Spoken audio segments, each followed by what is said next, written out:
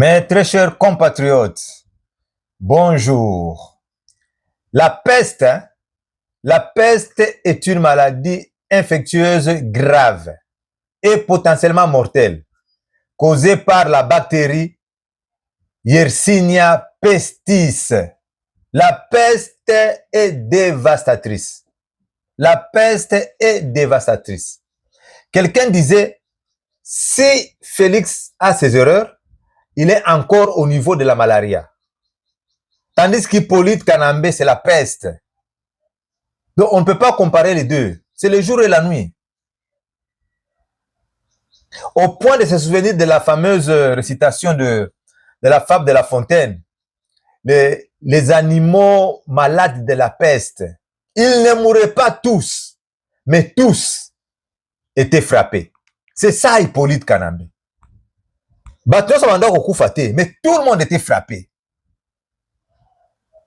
La dictature méchante, un tyran, le détournement des fonds publics, des milliards à Bombaïba, Naba Mastanaï, Naba Famine. Donc, tout a été touché.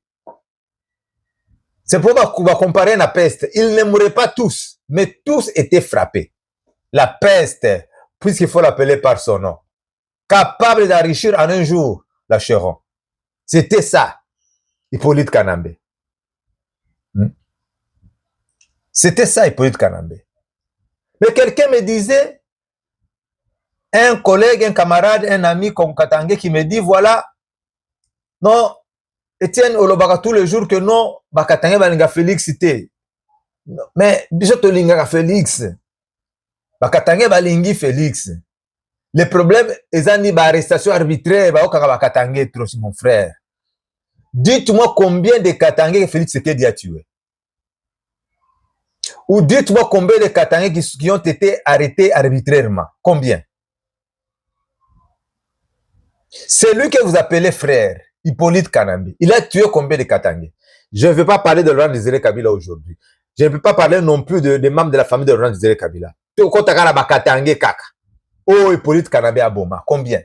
Nao Félix Tshisekedi à Boma, combien?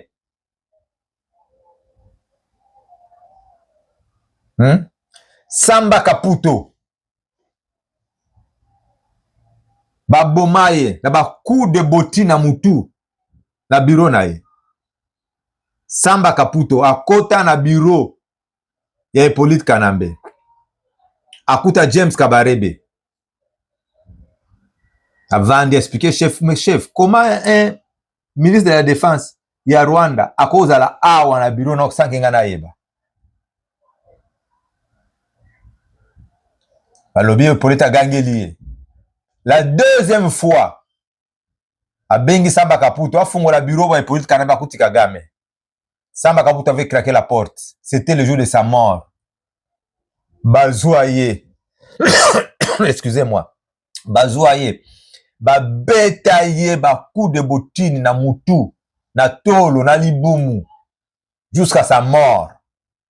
Après, Bazouaye va tirer un avion. Oh, à quel soin. Oh, crise cardiaque. À quel Afrique du Sud a soin appropriés. À Koufakala na bureau, il y a Hippolyte Kanambe. Samba Kaputo. Katangé. Est-ce que vous l'avez bakango? Na obsèque ya Samba Kaputo. Son fils Papi Samba. Alors bakani. C'est ça les salaires que vous avez payés à mon père. Nyonso musala wa salaire la bino des salaires au foutier. Bolanda kangote. Katumba Mwanke. Babomaye. Na accident ya lokuta wana ya ba Moïse Katumba na matata mponyo na kati avion. Samba Kaputo. Hippolyte Kanambe akomanita mort na ya bomaye. Katangete. Katumba Mwanke. Bouebe ne akufa. Mais on dirait qu'on a une courte mémoire. Hein? Qui a tué Katumba Mwanke? N'est-ce pas Hippolyte Kanambe? Votre frère. Banza Mukala Ntumbu. Nana Bomaye. Hippolyte Kanambe. Banza mukala nsimu phrase a prononcaka kaka que Moïse et Joseph sont des frères. Et sili. Ndeli wana ye. Leli Hippolyte azali na problème muke na Moïse par makambo ba iranium wana. Hein? Banza kufa baboma ye. Et puis na matanga na ye batu bakenda pete ba autorité bakenda pete. Alors lui oyo bakomona ye kuna, c'est fini aussi pour lui. Samba Kaputo. Bakunda comme un simple citoyen. Banza mukala ntsumbu. Bakunda comme un simple citoyen. Baboma ye nani Hippolyte Kanambe. Soto luto wana kotanga ba liste wana eza mulai trop. Mes frères Katange. Ou mes frères soilophones. Tous la réaliste. Na rappelaka toujours Mwando. Pas Mwando les fils. Na rappelaka Mwando les fils. Mwando Nsimba les fils. Na rappelaka ye. Comment papa na ye, le vieux Charles Mwando Nsimba était torturé à la nerf. D'abord, quand tu détail était pour honneur à papa wana. D'abord, nous devons respecter les morts. Hein? Et ça, papa moko azana considération ma casse et pas bakatangue. Charles Mwando Nsimba. Christian Oyebi. Comment papa était torturé à la nerf par les hommes de Hippolyte Kanambe. Azay katangete. Et dites-moi un peu maintenant, quel est ce katangé-là que Félix Tshisekedi a tué? Oh, tiens, nous avons utilisé, Félix a utilisé, Félix ne m'utilise pas, Félix ne m'a pas engagé. Dans le laboratoire, quand j'ai commencé cette lutte ici, Félix n'était pas encore président de la République. Hein? Même Soloku Touté, même vision mon côté que oh, Félix un jour vous allez président de la République, ils allaient cater. Moi, c'est la conscience patriotique que nous devons nous battre pour notre pays. Il faut Congolais diriger Mboka na biso. Il faut que Congolais aient de l'avant. C'est ça la vie de notre progéniture. To bunda pona Mboka na biso. Nde tina kanga na kota na makambo ya politique. Soki bozongi sima. Bo se souvenir ba massacre ba fidèle à l'église ya église Bundu dia Congo. Les massacres perpétrés par les hommes du Hippolyte Kanambe. Oyo Ferbe Chebe alinga memango na CPI. Oyo nani pardon le président de la VSV Ferbe Chebe ya na liwa affaire ya ba massacre ya fidèle à Bundu dia Congo. Boyebi yango. Est-ce que Félix azalaki wana? Boyebi sanga ba massacre nini o Félix asali oyo koleka ba massacre lokola ba massacre o salema nani na fidèle ya Bundu ya Congo. Tout ça quand même réaliste. Après l'AFDEL, Joseph Kabila demande aux Rwandais de rentrer chez eux. Les militaires, les militaires bozonga. Na ba fidjo so wali famille banyamulenge bazonga ka ba bizima. Nana zongi sabango na mboka na biso. Hippolyte Kanambe. Na fameux dialogue intercongo de San City. Asala brassage, mixage, atondi sa ba Rwandais na kati armée na biso. Plus de 500 officiers tous rwandais na armée na biso. RCD Syria sali CNDP. CNDP Syria sali M23. M23 ezalika ala sali ala sauve Congo na nanga. Hippolyte Kanambe. Vous voulez comparer Félix Tshisekedi à Hippolyte Kanambe? Là, kotanga kombo Hippolyte Kanambe na nzela zaki infraction. Chers compatriotes, bobo sana Arma Tungulu. Arma Tungulu ba bomaye pona nini? Auta Europe, Belgique azonga. Cortège ya Hippolyte ezoleka. Balobi azwaki libanga abwaki na cortège. Balobi utabeki abeti na mutu ya Hippolyte Kanambe na cortège. Chers compatriotes, libanga ekoboma Hippolyte Kanambe te. Voiture ya Hippolyte Kanambe eza blindé. Libanga ekosala eloko moko te. Arma Tungulu a juste manifesté ses désapprobations. Tout simplement. Mais bakanga ye, bakotisa ye na gelem, babeta ye jusqu'à la mort.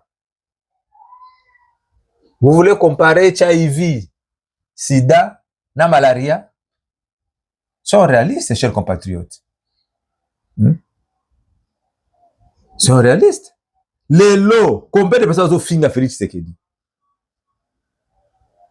Qui a déjà été arrêté? Nandi basi ba boma pour finir président Félix Tshisekedi. Toza en pleine démocratie pour dit, c'est une démocratie naissante.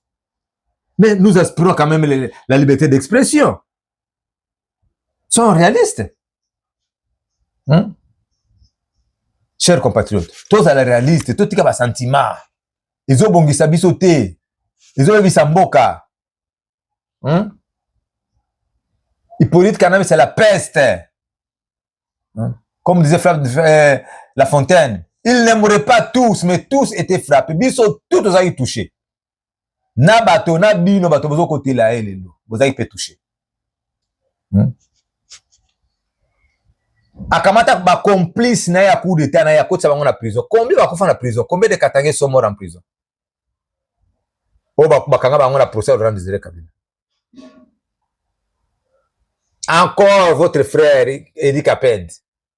N'a mis en prison. N'est-ce pas Félix Tshisekedi? 20 ans après. À la Tissiena Pet, général. Mais il est toujours mauvais. Nalobaki nalobaka teke bakatange kande balinga Félix Tshisekedi te. Eza intoxication. Bakotisi angwe pa basoilophone. Po ba inaye. Oh voilà alinga baswahili te, akangaka baswahili. Non. Bozo kota na makambo bozo maîtriser te. Bozo kota na makambo ba coup d'état tolongola Félix parce que tout simplement parce que c'est un Kassaï. Le tribalisme, le népotisme, le fanatisme, le clientélisme qui nous a toujours caractérisé à amener notre pays dans les chaos. Nous devons changer. Ernest Kombo, le pauvre, le prélat du Congo-Brazza disait, il n'y a que des morts et des imbéciles qui ne changent pas. Nous ne sommes pas des morts. Nous ne sommes pas non plus des imbéciles. Mais nous devons changer. Changeons notre façon de voir les choses. Au cas juger Moutou, t'es que pour appartenance tribale. Non. Chers compatriotes, soyons sérieux. Soyons sérieux. Faut pas comparer l'incomparable. To comparer Hippolyte Kanambe Tutsi Rwandais na Félix Tshisekedi te. Loba ba erreur na mususu. Ngana ga mutaje le pesa ba information na koloba. Ba sala ki boy na lobby. Ngale ba ibaka mongo ya leta na lobaka. Même na régime o ya Félix Tshisekedi. So mutaye mongo ya leta na lobby. Ce qui est erreur ezali na lobaka. Ngana za na campagne de veille de conscience patriotique. Naza mutaje le loté. Mais il faut comprendre que ceux qui tozo ba makambo de tournement lelo, c'est parce qu'il y a un Félix Tshisekedi qui est là. Parce que quand la taille politique, on ne parlait même pas de détournement. Ils avaient kozwa bazui na bango, ezambon na bango. Mutuna mutatoki o ya ye. Muze semu alobi semu yangu iko wapi? Uwe mapari, yepe azui parti na ye. Oibi ya yo. Nazaki na Frank Diongo, na bureau ya Christian Chiwewe. Leno azaki na garde présidentielle. Chiwewe azoyebi sabiso na Frank Diongo alobi. Hippolyte Kanambe azaki apesi yo mission kende mboma sala so lengi ko na ko peso pe mbongo te yo moko na apesi yo mission ko na kende so ko iba akotuna opete so ya moneke za ibere atunyo kaka sehemu yangu iko wapi isili. C'était ça Hippolyte Kanambe. C'est triste. Cela veut dire que même l'air Hippolyte Kanambe atinda ka chiwe ya bomanga na Afrique du Sud apesa ka mbongo te kende bomaye lero kozonga ote mboka iba na ndenge na yo mutakosala loko azate. Tu m'a dit ça. Tu as Frank Diongo. Tu as mon côté. Quand tu me manga pour les Frank Diongo. Frank Diongo ta benga ka tu as non non Etienne ya mona. Etienne Kabila ya na ebie. Vieux Diongo na kena bureau ya Frank Diongo. Tokota na mutu ka Frank Diongo biso mibale na chauffeur na garde corps na biso mibale na simba. Tokenda ti oyiwa na bureau ya Christian Chiwewe. Tokota. Il me dit clairement, Etienne Joseph Atina quand on a bon en Afrique du Sud. D'abord, quand on a l'état, parce que dans le bas, il y a un soleil, il y a des familles, il y a Kabila. Chers compatriotes, Rwandais va se retirer na plein de la Ruzizi. Barwandais va se retirer na plaine de la Ruzizi. Pour quelle raison?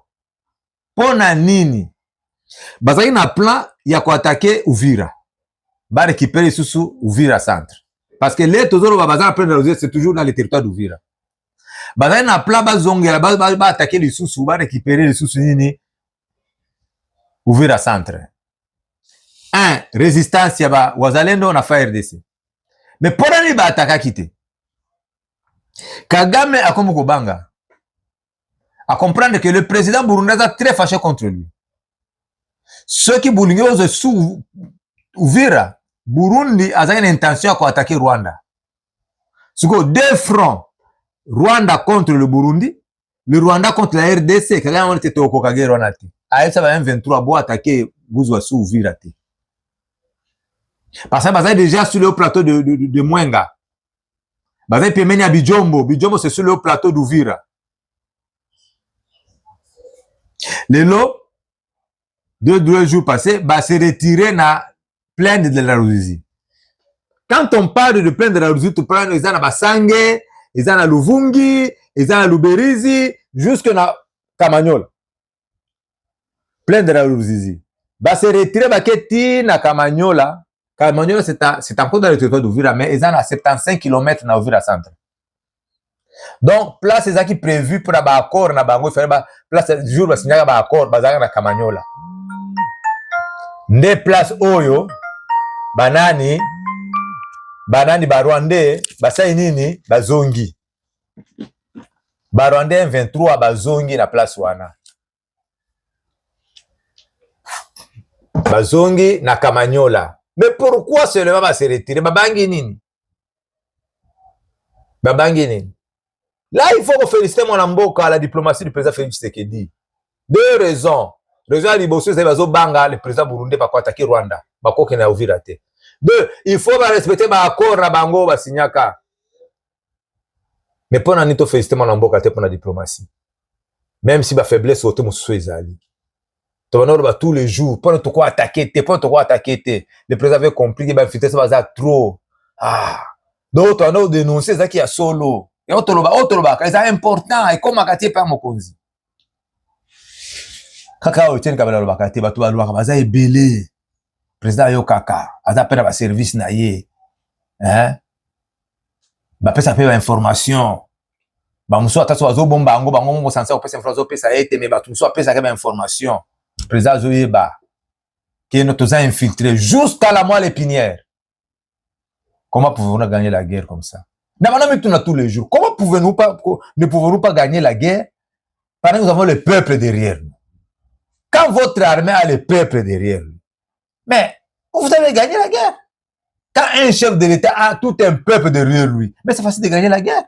Parce que tous les Ouazalendo, donc quand on parle de Ouazalendo, c'est la population de l'Est, la population de Nyonso. Tu vas gagner la guerre. Ouazalendo va attaquer, Bozonga, reprise stratégique. Ouazalendo va attaquer, Bozonga, reprise stratégique.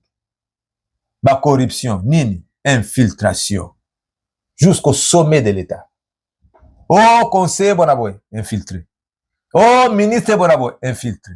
Oh, général Bonaboy, infiltré. Triste réalité. Triste réalité, mes chers compatriotes.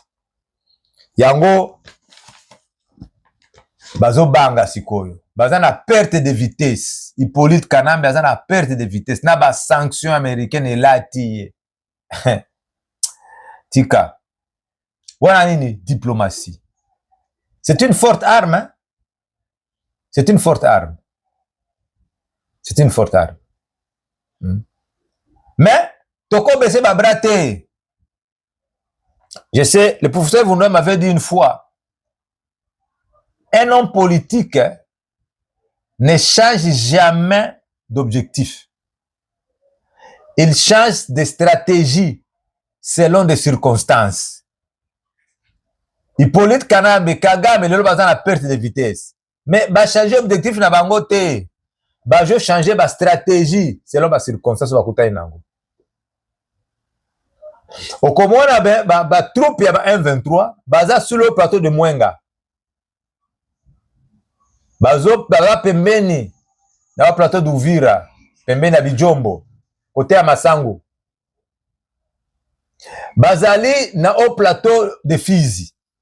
Lelo ne tozolo baboye bazobunda. Bazobunda wapi? Bazobunda na Minembwe. Minembwe eza na kati ya bitumba. Lelo Minembwe eza na kati ya bitumba na Minembwe. Bazotika bitumba te. C'est sur le plateau de Fizi. Les places bitumba ezali. Susi na bango bazwa Baraka et Fizi. Comme ça, porte ya nini ya Kalemi efungwama bakota na Katanga. Avec les politiques d'intoxication, ale bakoyamba bango. Bazo continuer la politique na bango ya corruption. Kokoromba FARDC, kokorompa même les wazalendo. Po ebima mouvement mususu ezala teke batusi bazana na kati, non, ce sont des Congolais. Chers compatriotes, to fongola miso. Mboka za mboka na biso, eza batusi te. Eza batusi te. Eza batusi te. Eza batusi te za mboka na biso. Bitumba ezali, des violents combats ont été signalés dans les territoires de Mwenga. Mwenga, bitumba makasi entre les Wazalendo et les troupes du M23. Wazalendo a délogé Bango, a récupéré 2 villages. Na Kashaka, na Kidasa. Ba récupéré Ango. La chefferie à Luindi. Le Wazalendo a récupéré 2 villages. La chefferie à Luindi. Bilan, 5 morts. Ba corps o ba abandonné o ba kine nango ebandité. O ba M23 ba kimi batiki 5 corps. Sans vie. Le Wazalendo va capturer Rwandais moko M23. Plusieurs blessés. Bakimi. Mais Wazalendo va singa ndeko Etienne Yebisa Mokonzi. Que tozana ba munitions te. Munitions ezate chez les Wazalendo ya Mwenga Baza, Mwenga Shabunda. Baza ba munitions te. Baza na kisi te. Même de leur côté, il y a eu des blessés. Il y a eu des blessés. Mais kisi ezate. Ils ne demandent pas plus. Bazo senga ba munitions. Na ba kisi ya kosonga ba blessés na bango. Chers compatriotes, mes frères de sang, les Wazalendo, message na bino, lelo kaka. Nazo comme c'est pas moi papa Konzi. Nana kosaka te. Lelo kaka, juste après l'émission, na eu téléphone anga, na sali texto et pas ministre de la défense, na sali texto et pas ministre délégué à la défense. Na kosala pe texto et pas Mokonzi Mboka, le chef suprême des armées. Na mikumi sakate mais nazo privilège wana. Ya kozala ba contact na bango, nazo privilège wana ya kotinda bango ba message, balanda kango ba message nanga.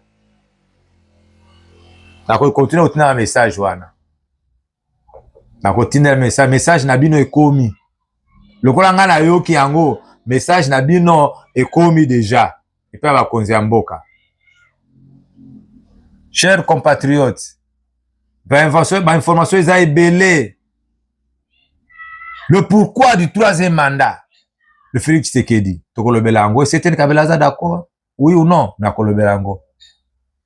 Pourquoi te changer de constitution? Nakolobelango. Na prochain numéro. Nakolobelango.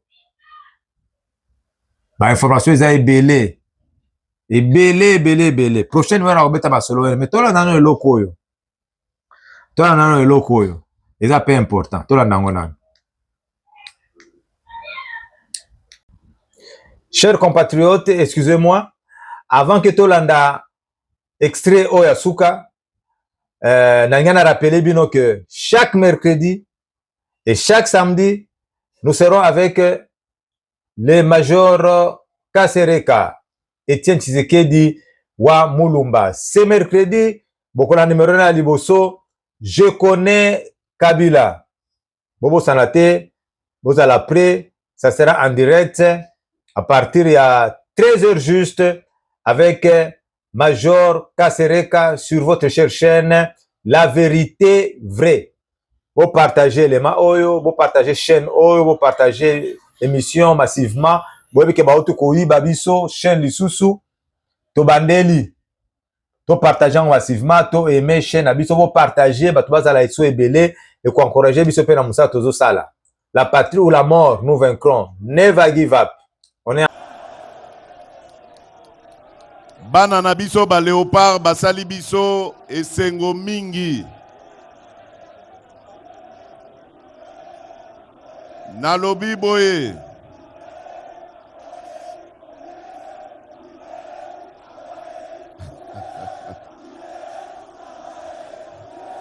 Ok, ok.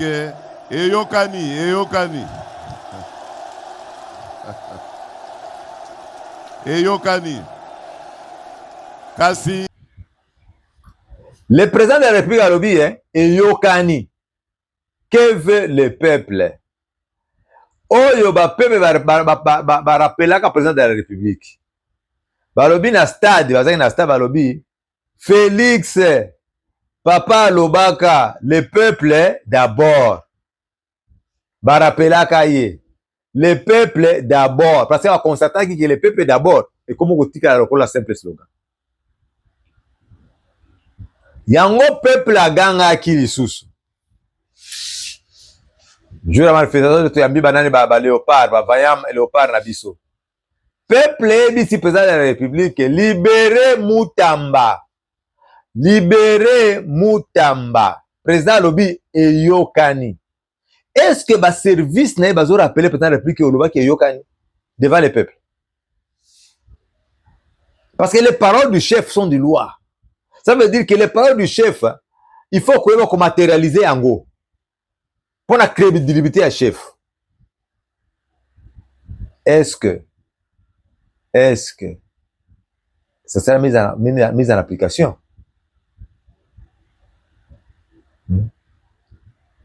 Mbongo ezaki na compte ya banque.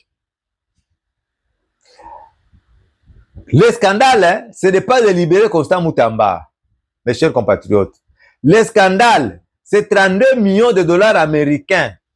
Oyo, ebima na compte ya l'État. Balobi l'opération Kinshasa Zero Trou. Na ministre Alexis Gisaru. Oya tusi wana. Ministre infrastructure data wana. 32 millions de dollars ebima, batu eza ya kotonda Kinshasa mobimba. Ti alongo na portefeuille bakota changer pour la portefeuille mususu. Ministre économique misa mbongo mususu. Ministre finance misa mbongo mususu. 44 millions de dollars américains. Pour la même opération. Ça veut dire 32 millions de dollars Eliama. C'est ça le scandale. Scandale est libérer Moutambate. Le scandale, c'est situé à quel niveau? Le scandale, c'est le projet 100 jours. Mbongo Eliama. Tout le monde a besoin de fabriquer thé. Batonga bandaka ma militaire thé. Kamere na ba master na ba lia mbongo. C'est ça le scandale. Scandale ezali moyibi à côté na prison. Batune baleki na télévision. Les pacificateurs. Akutane na mokonzi. Basolo laki. Quelqu'un de l'UNC qui passe à la télé. Moi, je l'ai suivi. Alors, non, pacificateur, bakutana ki na moko. Bakutana na mokonzi wapi. Président qui n'otane na prison. Biso de baloka sake pacificateur, caméra dans la prison. Doana za na prison te. Selon les dires ya membre à UNC, alobi, hein, les pacificateurs, bakutana ki na mokonzi, basololi. Noël autre ko fêter na pacificateur libanda. Effectivement, avant la Noël caméra bima. C'est ça le scandale. Mais mbongo ezongate et monanate. Mbongo et monanate, c'est ça le scandale. Mbongo à l'État. Combien de millions de dollars américains?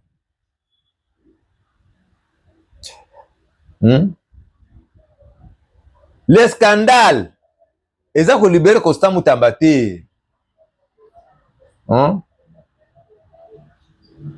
Le scandale eza mboka balampadeur.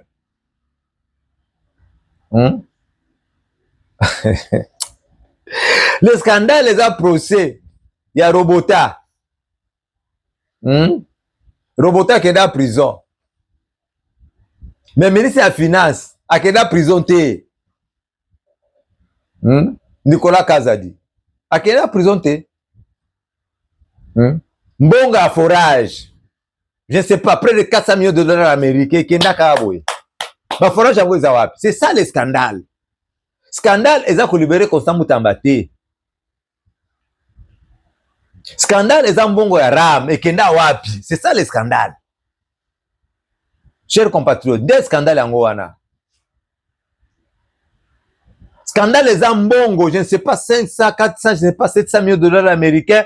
Il y a une assistance aux déplacés de guerre. Il y a des scandales en Goana. Scandale, ils ont libéré Moutamba. Peuple Gangi. Libérer Moutamba. Chers compatriotes, nalobaki boy. Pour libérer Constant Moutamba, il faut deux procédures. Soit amnistie, soit mesure de grâce. Or, la mesure de grâce n'est pas bénéfique pour Constant Moutamba. Mesure de grâce, et qu'on nettoyait casier judiciaire na yété, à cause de l'éligibilité. Parce qu'elle a 3 ans de prison et 5 ans d'inéligibilité.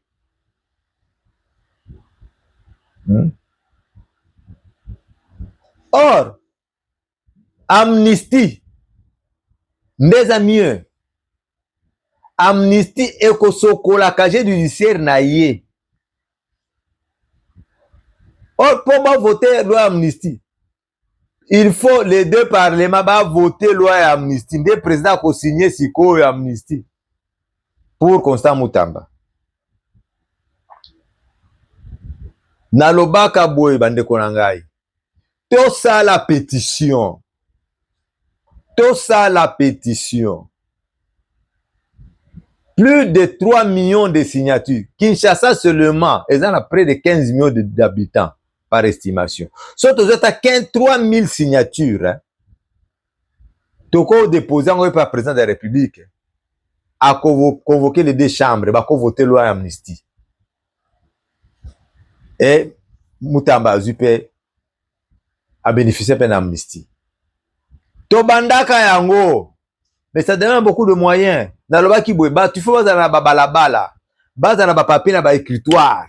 Bazo identifier signer, faut la t-shirt belé. Faut mobiliser même 500 jeunes pour baluka signature wana. Ti lelo t-shirt yango.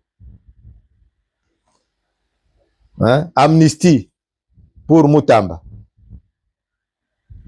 Amnistie pour Moutamba. Etikali awa t-shirt belé yango.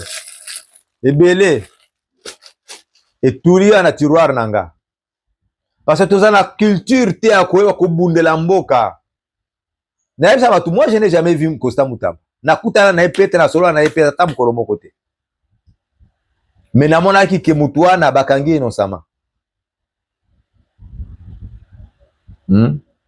Soldat du chef de l'État.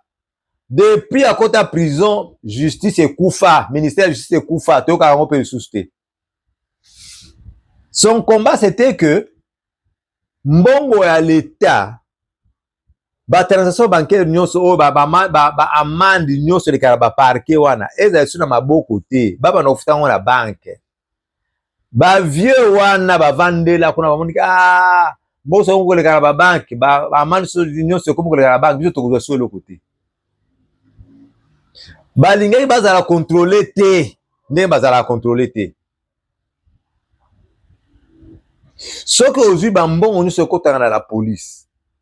Mbongo kotanga na ba parquet par jour. Nyonso wana ane mobimba. Eza budget à plus de 200 milliards de dollars américains par estimation. Mais tout ça ba budget à 16 milliards, 20 milliards de dollars pour rien. Alors que ça mbongo ebele kokota na compte à l'État. Mais les soldats du chef Constant Moutamba plutôt kota na prison, ministère de justice ne kufa.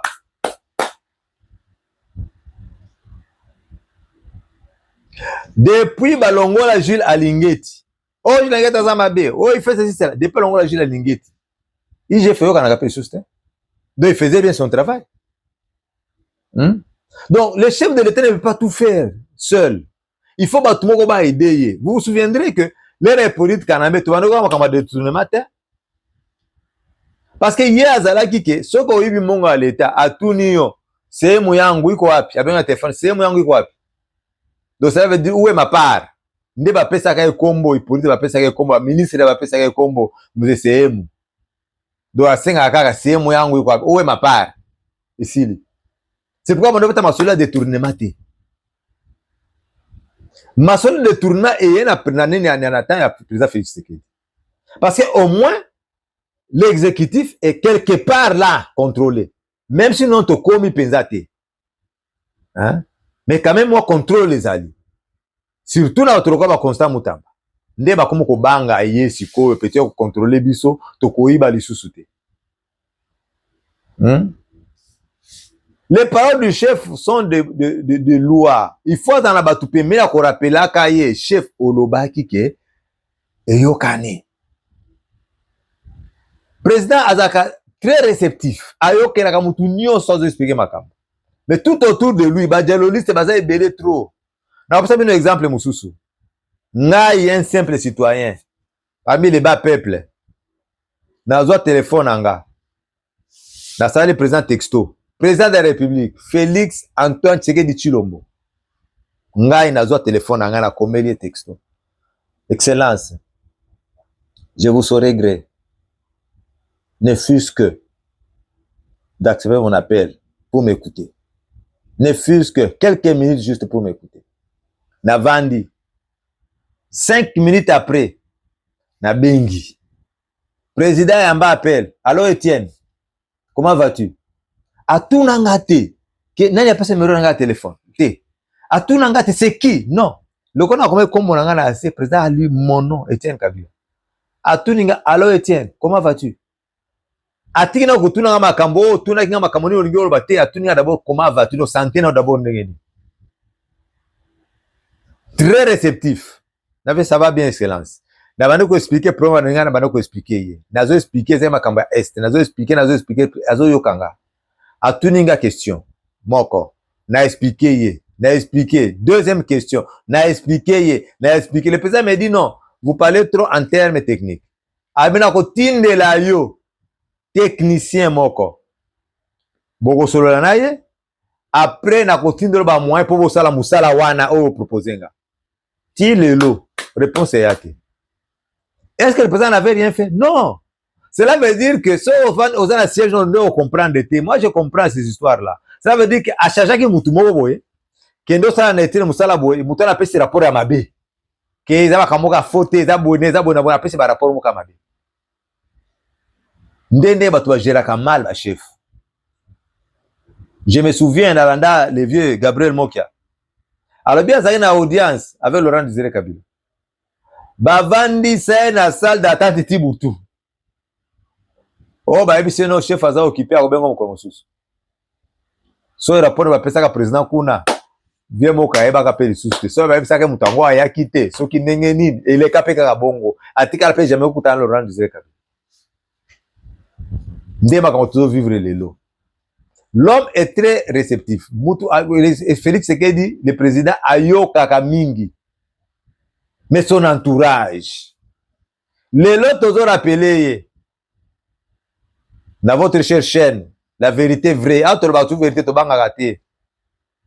Que Excellence, Olobaki et Yokani.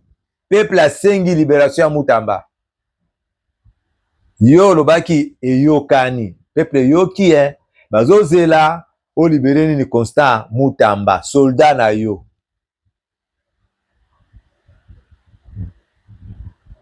Litre à carburant à Kinshasa, 3000, 3200, 3500, je ne sais pas exactement combien il change à cas sur le Kadhafi, la pompe essence va prix un peu différent, mais ça ne dépasse pas les 4000 graines, 4000 francs plutôt.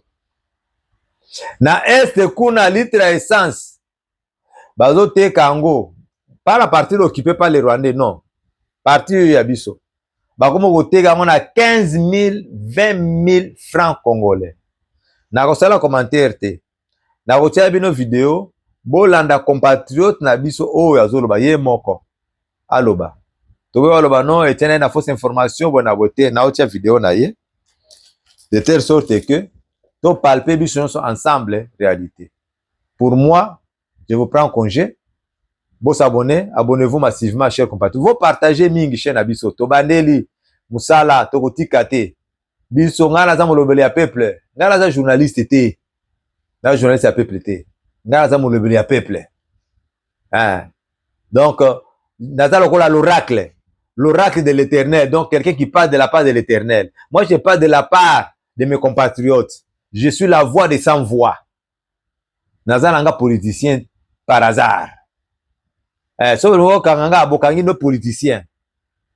Politicien par hasard parce que je ne suis pas dans la démagogie. Parce que la politique c'est la démagogie. La politique c'est aussi les mensonges. La politique c'est les mensonges. Il faut savoir, hein, politique ça bongo te balobaka makambo so clair te. Ne balobaka etienne bi politique te. Bozana raison, na bi politique te. Parce que ngana za moyibi te. La politique, moi, dans le sens dans la définition autrement. La politique, c'est la mafia. Une mafia bien organisée, bien structurée et légalisée. On est ensemble. La patrouille à mort, nous vaincrons.